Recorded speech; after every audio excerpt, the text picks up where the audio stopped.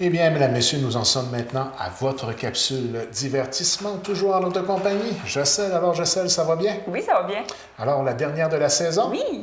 Préparée fraîchement d'hier soir, on parle de ça. Oui, préparé fraîchement et c'est suite à une émission qui avait fait pas mal rire. J'avais eu des bons commentaires là-dessus. Donc, c'est la suite. On parle de festivals dans le monde.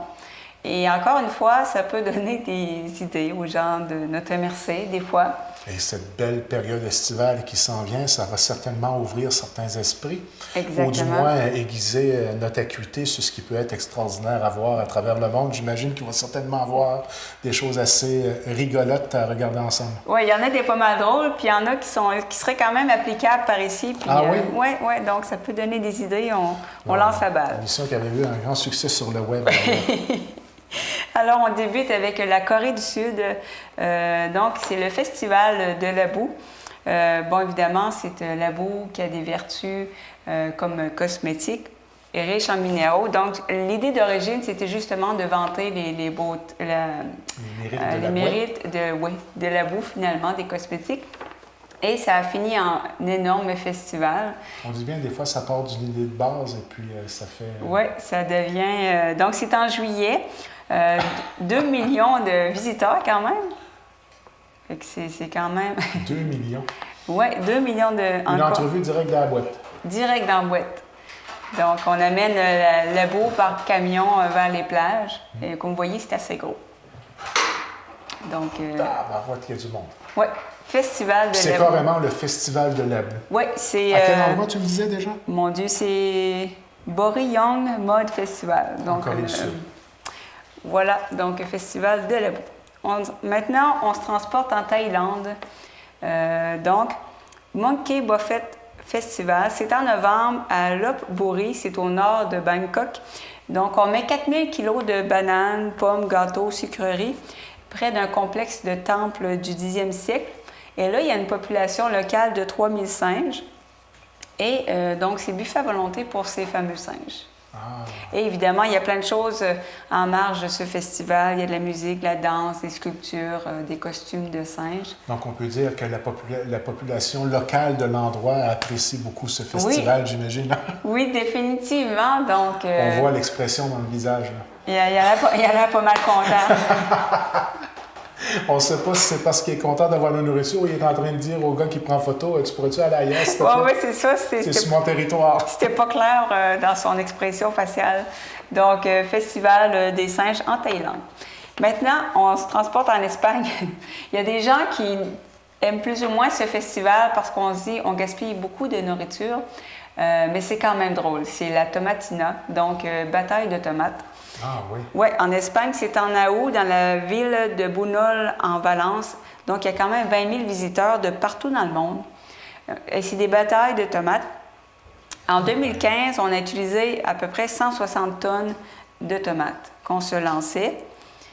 Et vous voyez, là, c'est le camion qui renferme les tomates et ensuite, ça dégénère. Et c'est parti de où, ça? C'est fou, là. Il y en a vraiment beaucoup. C'est parti de 1945, il y avait eu une espèce de défilé dans la ville. Puis il y a des jeunes qui ont fait... ils se sont bagarrés finalement, puis ça a fini, qui ont pris des tomates d'un marché pas loin. Puis ils se sont lancés les tomates. Vous voyez comment il y a du gens. Hein? Donc... moi, je serais pas bien. Il y a beaucoup de gens. Donc, en 1945, il y a des gens qui ont fait une bataille, puis finalement, ils avaient pris des tomates du marché. Puis l'année d'après, les jeunes, à la même date, sont revenus avec leurs propres tomates. Ah oui? Puis ça a commencé une tradition et la ville n'aimait pas beaucoup, puis ils ont essayé d'arrêter les gens. Puis après ça, bon, ils se sont dit, OK, ça va être une tradition. Et depuis 80, on fournit les tomates. C'est pas croyable. C'est quand même drôle, là. Mais ça, c'est connu à travers le monde. Hein. Oui, puis que les gens aiment se salir comme ça, là, moi, c'est pas vraiment mon style. Non, ça serait pas ton style. Là. Mais je trouve ça drôle. Ça doit être agréable à regarder, mais de là à m'y inclure. Là. Et on essaie on propose aux gens souvent de s'habiller en blanc. Et les tomates sont mûries pendant 48 heures pour s'assurer que ce ne soit pas des projectiles, que ce soit quand même... Bien ça, c'est bien de le préciser d'ailleurs. Oui, hein? C'était écrit qu'on s'assure du mûrissement de façon à ce que ça ne blesse pas. Ça va loin dans la préparation du matériel. Oui, quand même. Là. Ensuite, on se transporte au Mexique, c'est le Festival du radis. Noche de Rabanos, en tout cas mon espagnol. Et Oui. le 23 décembre à Oaxaca. Donc ça a lieu depuis 1897. Incroyable, des traditions longues comme ça. C'est au 6e siècle, les radis furent introduits en Amérique et les vendeurs de légumes, pour faire un peu de publicité, décidaient de les sculpter. Puis là, à partir de ce moment-là, on a décidé de faire une espèce de festival et on récompense les meilleurs sculpteurs. C'est beau. C'est très, très joli. Un temps particulier. Et tout ça à partir de radis. Hein, Simplement de radis, comme on a ici, mais c'est incroyable. C'est du détail tout de même. Oui. Le travail qu'il y a là-dedans, vous voyez, incroyable. C'est, ouais. Donc, un festival qu'on pourrait faire ici avec la sculpture des patates ou je ne sais pas quoi. Donc, c'est quand même exportable comme festival. Ça ne demande pas beaucoup de préparation. Seulement des artistes. On est pas mal, on n'est pas pire en patates, c'est ça? Oui, je pense qu'on aurait de la On va matière faire première. le festival de la patate. Le festival de la patate. L'idée est lancée. Ensuite, on se transporte en Italie. Festival Ivrea, en tout cas le festival de l'orange, c'est en février, la ville d'Ivrea. C'est des batailles d'orange. Même modèle que tantôt? Oui, la même affaire, sauf que c'est des beaucoup oranges. plus élaboré, là, c'est Ah, médiéval. là, casse de protection. Hein. Donc, on a des costumes médiévaux. On fait la reproduction d'une bataille qui a eu lieu en Italie, puis on est armé seulement d'orange. Eh bien, Et ça frappe un orange. Oui, ça frappe un orange, donc on a quand même des... Je ne l'ai jamais essayé, remarque. Là. Mais il y a même les enfants qui participent, donc c'est quand même... On voit que la protection est présente tout de même. Là. Les oranges doivent être quand même assez mûrs, là, je J'imagine. présume.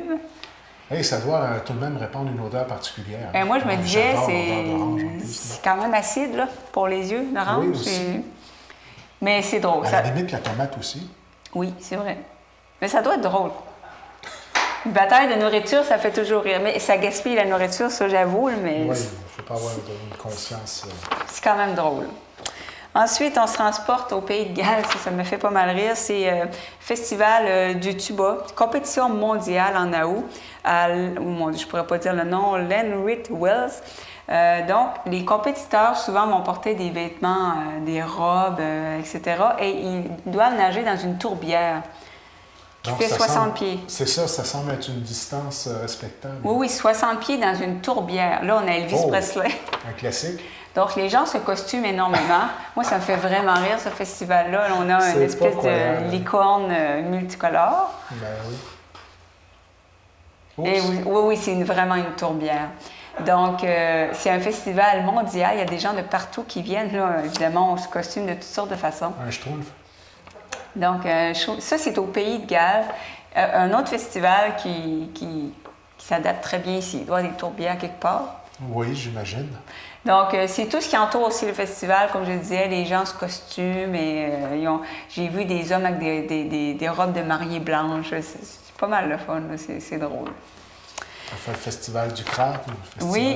du pitcher un crabe. Là. Ça doit être terriblement agréable. Oui, c'est le pitchage du homard et du crabe. On attend qu'il soit mûr, bien sûr. Voilà. Du hareng, oui. Du hareng boucanin. Ça, je l'ai déjà participé, ça. Mais c'était concentré à l'intérieur d'une usine, par contre. Là. Mon Dieu Seigneur. Le festival de la rave.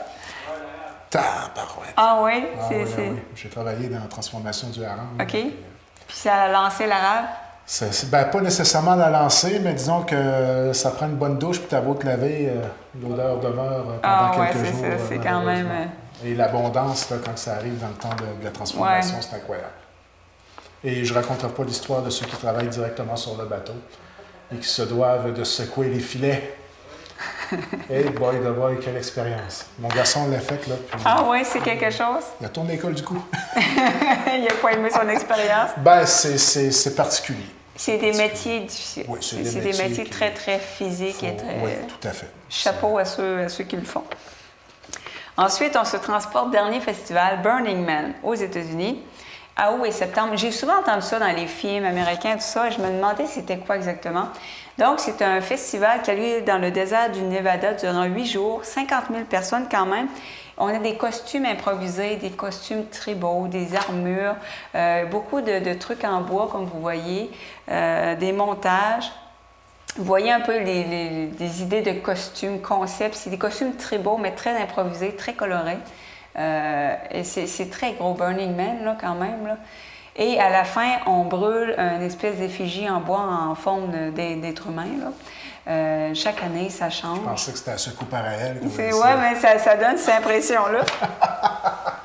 Donc, c'est incroyable là, toute une structure. Et ça, c'est comme vous voyez, c'est dans un désert du Nevada. Il n'y a rien qui existe là. C'est pendant 8 jours, il y a comme une ville qui se forme. Ça, il y a des rues. Moi, ça m'a énormément impressionné. Donc, tout est les espèces de camping, là, il y a des rues, tout est bien divisé. Et dans cette espèce de festival Burning Man, on a seulement le droit de se promener à pied, à vélo ou en véhicule mutant. Alors, j'ai été voir c'est quoi des véhicules mutants. Vous allez voir des exemples. Oh! Et c'est un festival de créativité. Ça, c'est le véhicule Jésus, évidemment, le symbole de Jésus, le poisson. Il y en a vraiment, là, ils mettent beaucoup de temps. Là. Donc, on modifie des véhicules. Ça me fait penser au film Nemo. Ah oui? Oui, hein, j'ai vu ça. Donc, les gens mettent beaucoup de temps. On se croirait dans le film de Mad Max. C'est incroyable. Hein? Ah, l'autobus scolaire traditionnel. Donc, avec toi au volant. Avec toi au volant. Donc, tu ne peux pas te promener à moins d'avoir un véhicule comme ça. Lui, m'impressionne énormément. Là. Ben, en soi, c'est quasiment des véhicules allégoriques. Là. Allégoriques, qu'on dit? Oui. C'est incroyable. Il y a des ingénieurs là-dedans là, qui font des véhicules. Là. Incroyable. Donc, c'est les seuls véhicules que tu peux utiliser sur le site. Et on sent peut-être même une certaine présence d'Uber, là. Oui, il y a déjà le concept, faire un parallèle avec notre pour et le contre. Ah, ben regarde, on peut pas dire que c'est pas original. Ah, j'aime beaucoup la créativité des gens. Ça j'adore, c'est simple, là. Ben oui. Donc, une bicyclette mutante. Macro. Macro. Oui. Ah, il y en a qui mettent vraiment... Ça, c'est le poisson dans, justement, Disco Nemo, fish. là. Ouais. Disco fish. Disco fish. Ah, cupcake, ça aussi, j'ai bien aimé. C'est très simple. Donc, tu peux te promener en ce véhicule-là. Incroyable, hein? Oh, Star Wars, Oui. Un X-Wing. Ça flash. Ben oui. Pierre, le classique. Pierre à feu. J'allais dire que ça faisait un peu penser à ça, puis on tombe sur le véhicule. Fred Caillou qui était à Burning Man. Oui. Et on revient à la première image. Donc, c'est ça. Je ne savais pas c'était quoi Burning Man parce que c'est beaucoup axé sur comme presque un festival initiatique où on n'a plus de convention sociale, la liberté, écouter seulement sa créativité, un peu le mouvement hippie des années 70, un peu dans ce style-là. Et on fait beaucoup de place à justement cette espèce de créativité-là. Et donc, c'est intéressant. C'est pas donné, par exemple, les billets pour assister à ce festival-là, mais les gens viennent de partout dans le monde. Est-ce que tu avais sorti le prix? C'était dans les, je pense, 600-700 pour... okay. ouais, quand donc, même. On adopte un mode de vie pendant quelques jours. Et c'est quand même 50 000 personnes, c'est plein. Ça permet de rencontrer du monde. Oui, effectivement. Donc, de vivre dans un microcosme durant 8 jours totalement déconnecté de la réalité, là, c'est quand même drôle. Moi, les véhicules mutants, ça m'a fait rire. Alors, ça termine la capsule pour cette dernière émission de la saison. Oui. Et on pourra peut-être lancer un message à la population de participer à l'ensemble des festivals qui vont avoir lieu dans notre belle MRC du Rocher-Percé. Oui. Parce qu'il y en a plusieurs. Hein? On arrive bientôt dans la saison. Et puis, ils ont tous et chacun un caractère, une caractéristique propre. Alors, c'est bien d'encourager tout le monde et d'être solidaire de ce genre d'événement-là qui, de succès en succès, ça leur permet de pouvoir revenir année après année et faire de notre période estivale une période agréable à vivre où on peut rencontrer des gens dans une atmosphère différente. Effectivement, c'est en année votre visite. On a beaucoup de visites l'été. Hein? Et justement, d'encourager les festivals. Les festivals. Oui, parce qu'on a eu une discussion là-dessus. Il fallait que ça sorte. Il fallait que je l'ai dit. Donc, d'encourager les festivals locaux, c'est une façon aussi d'encourager les dirigeants, les gens qui les organisent. Et souvent, c'est des grosses équipes de bénévoles. C'est des grosses équipes et après, c'est beaucoup plus facile disons, vous avez une idée, vous aimeriez quelque chose de nouveau. Bien, quand on voit que les festivals de la place fonctionnent, c'est plus facile d'amener de nouvelles idées ou même de les intégrer à des festivals déjà existants. Là, évidemment, je vous montre des cas un peu extrêmes. Mais il y a quand même des idées dans les choses qu'on voit sur Internet qui pourraient être adaptables ici, je pense. Ça serait drôle. Et dis-moi donc, je sais qu'on peut se terminer en disant la phrase qu'on est habitué de se dire, la beauté de la chose, et on pourrait rajouter, est-ce que ça revient la saison prochaine? Oui, la beauté de la chose, ça revient l'année prochaine. Alors, ça sera un plaisir, encore une fois, de réaliser ces émissions-là. C'est un plaisir de travailler avec toi. Oui, on a beaucoup de rire dans les capsules divertissement, je pense. Et ça a été vraiment une belle saison. Et j'ai déjà hâte à l'année prochaine. En octobre prochain? Oui. Un plaisir de se revoir.